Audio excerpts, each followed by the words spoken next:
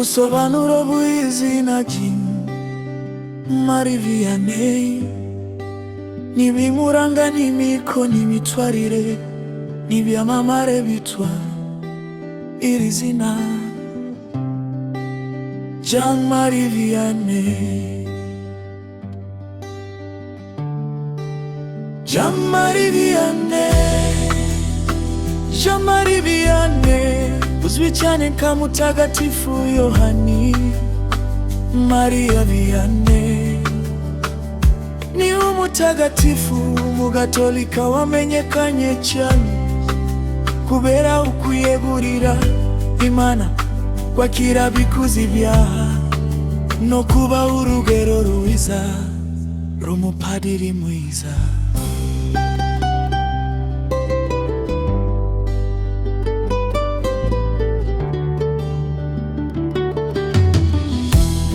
Ubusobanuro bw'izina Jean-Marie Vianney. Izina Jean-Marie Vianney rigizwe n'amazina atatu, rikomoka ku izina Igiheburayo Yohana risobanura Imana ni nyampuhwe cyangwa Imana igira ubuntu. Ni izina rikomoka kuri Mariya, risobanura uyeguriye Imana, uwera cyangwa umubyeyi mwiza. Vianney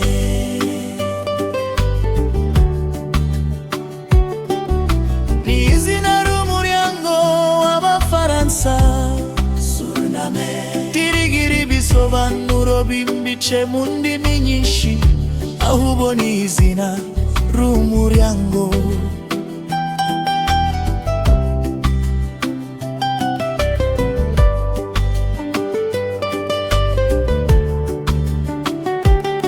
Muri rusange Jean-Marie Vianney isobanura umuntu uri mu mpuhwe z'Imana kandi wiyeguriye Imana nka Mariya.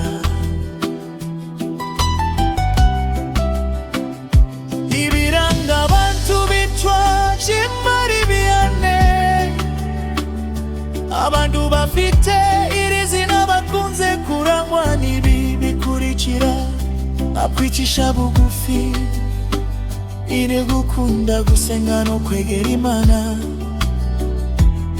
kugira umutima w'impuhwe. Jean-Marie Vianney, kugira umutima w'impuhwe, mitwarire myiza, ikugira ubwenge bwo gutanga inama. Imico n'imitwarire bakunze kugira abitona Jean-Marie Vianney bakunze kugira imitwarire nki: kuba abanyamahoro, kugira umutima boroshe, kuba inyangamugayo, kwitangira abandi, kugira ukwihangana, kuba Imana n'abantu.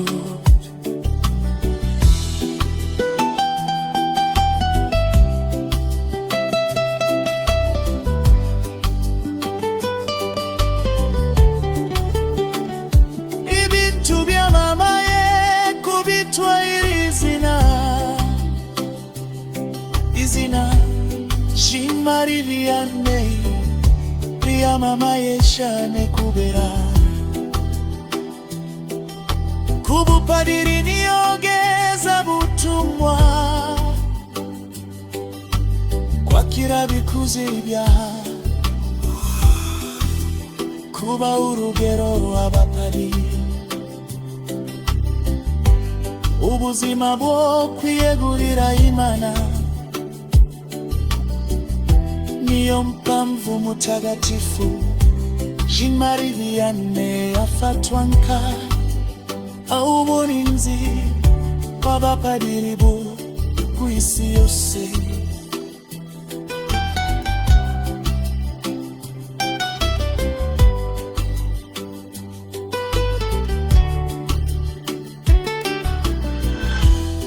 umunsi bamwibukiraho kwekanama buri mwaka. Niba ushaka nakubwira ubusobanuro bwimbitse bw'izina Silas, cyangwa amasengesho ya Mutagatifu Jean-Marie. Only Silas Peter Makezo Jean-Marie.